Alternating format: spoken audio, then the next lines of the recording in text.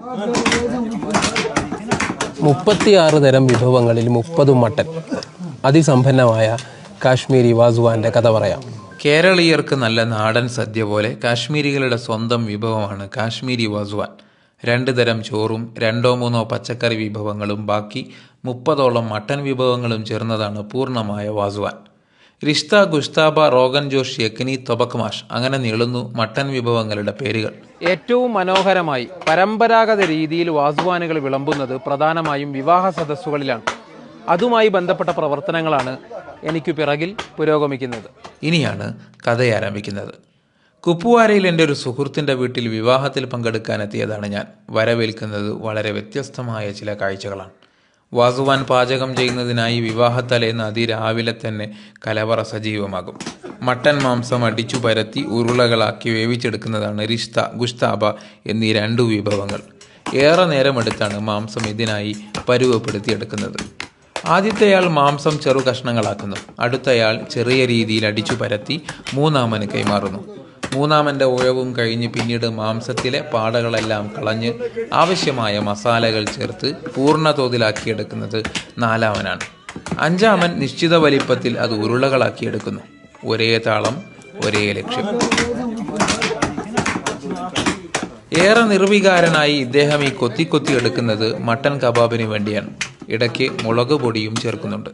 അടുപ്പുകൾ തയ്യാറാക്കുന്നതിന് കല്ലുകൾ ആവശ്യമില്ലെന്നതാണ് മറ്റൊരു കൗതുകം. നിശ്ചിത ക്രമത്തിൽ മരങ്ങൾ അടുക്കി വെച്ച് കത്തിക്കുന്നു. അതിന് മുകളിൽ നേരെ പാത്രങ്ങൾ വെക്കുന്നു. ചുരുങ്ങിയ സ്ഥലത്ത് വളരെ കുറഞ്ഞ അളവിൽ മാത്രം വിറകുകൾ മതി എന്നതാണ് ഈ രീതിയുടെ ഒരു ഗുണം. ആഹാ, ഈ കാഴ്ചകൾ എനിക്കിത് ആദ്യമാണ്.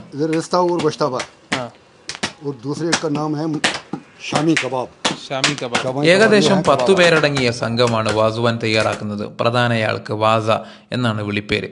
ഭക്ഷണം തയ്യാറാക്കുന്നത് മാത്രമല്ല, വിളമ്പുന്നതും ഇവരുടെ ജോലിയാണ്. ഇനിയാണ് അടുത്ത കഥ.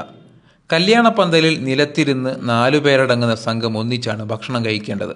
4 പേർക്ക് ഒരു പ്ലേറ്റിൽ ഒരേ അളവിൽ വിഭവങ്ങളെത്തും.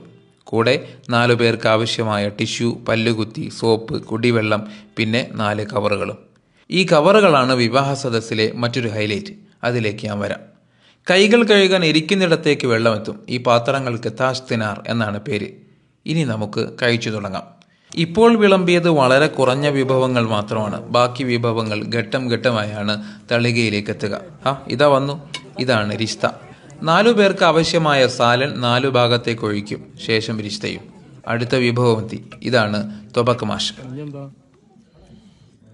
ശേഷം സാഗു വന്നു, കബാബ് വന്നു, ഗുഷ്താബയും വന്നു. കൂടെ ഒരു പ്ലാസ്റ്റിക് കത്തിയും.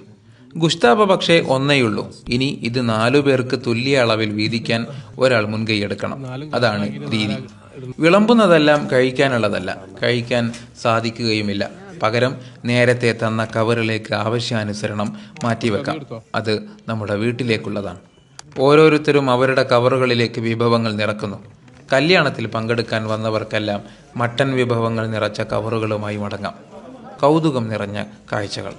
ഭക്ഷണശേഷം കൈകൾ കഴുകാൻ ഇരിക്കുന്നിടത്തേക്ക് തന്നെ വീണ്ടും താഷ് തിനാറെത്തും. എന്തുമാത്രം വ്യത്യസ്തതകളാണ് നമ്മുടെ ഈ രാജ്യത്തുള്ളത് എന്നാണ് ഈ കാഴ്ചകൾ ഇങ്ങനെ കണ്ടു നിൽക്കുമ്പോൾ ഞാൻ ആലോചിച്ചത്. ആഹാ, ഗംഭീരം. ഇതിനെ സാർ, ഒരുപാട് കാലത്ത് ആഗ്രഹമായിരുന്നു ഒരു കശ്മീരി കല്യാണത്തിൽ പങ്കെടുക്കണം. അത് ഏതായാലും സാധിച്ചു. സംഗതി എങ്ങനെ ഉണ്ടായിരുന്നു? സംഗതി മനസ്സും നിറഞ്ഞ്, വയറും നിറഞ്ഞ്, കവറും നിറഞ്ഞ്. എത്ര മനോഹരമായ ആചാരങ്ങൾ. വീണ്ടും കാണാം.